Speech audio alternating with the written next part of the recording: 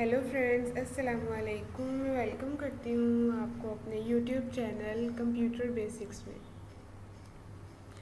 इसमें हम आपको आज जिन टॉपिक्स के बारे में बताएंगे वो है data processing and information.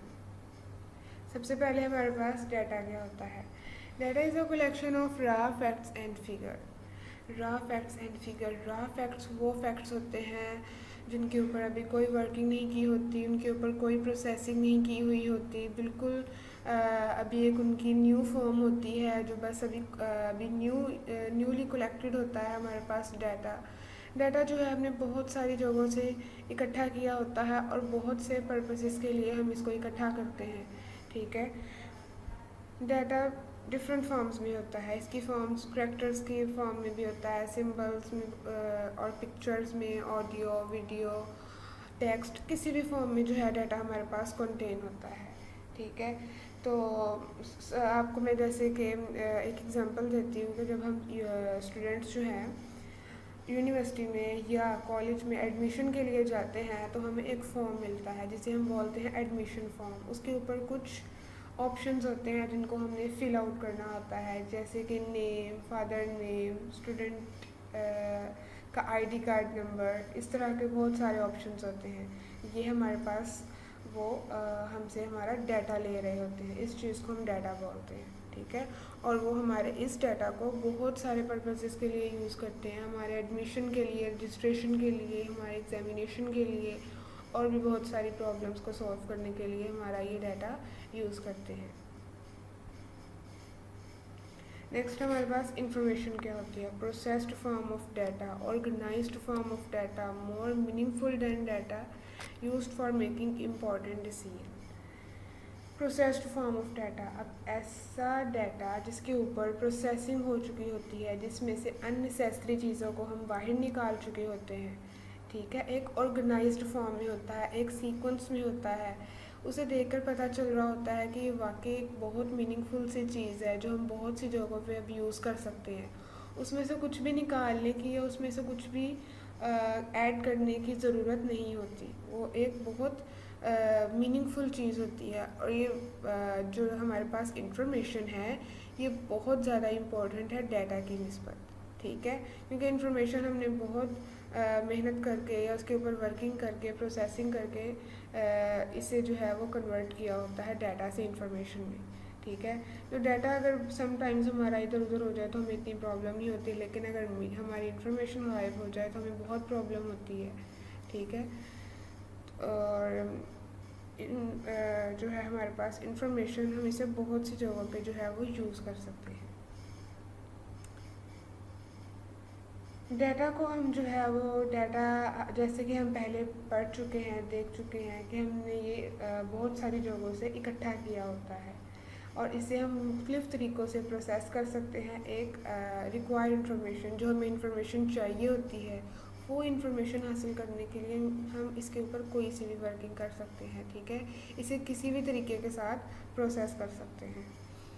Data collected from senses is use to generate different types of information. अब यहाँ पर जो हमने एग्जांपल ली है वो हमने मरदमशुमारी के लिए है। अब जैसे जो है मरदमशुमारी के लिए सब आबादी का डाटा इकट्ठा करते हैं कि इस फैमिली में कितने लोग हैं, इस फैमिली में कितने लोग हैं। फिर बाद में उस डाटा को वो बहुत सारी जगहों पे यूज़ करते हैं। ठीक है। इस तरह की इंफॉर्मेशन मालूम करते हैं कि पाकिस्तान में या किसी भी कंट्री में कितने एजुकेटेड पर्सन हैं, कितने अनएजुकेटेड पर्सन हैं। ठीक है। किस तरह लोग जो है, कितनी आबादी है इनकी, कितने यहाँ पर गर्ल्स हैं, कितने बॉयज़ हैं, कितने मैंस हैं, कितने ओल्ड मैंस हैं। ठीक है। तो इस तरह की जो इन्फॉर्मेशन जो मालूम करते हैं तो ये बहुत सारी जगहों पे यूज़ होती है डाटा की वजह से। डाटा से इंफॉर्मेशन बनती है। अब नेक्स्ट हमारा टॉपिक है प्रोसेसिंग।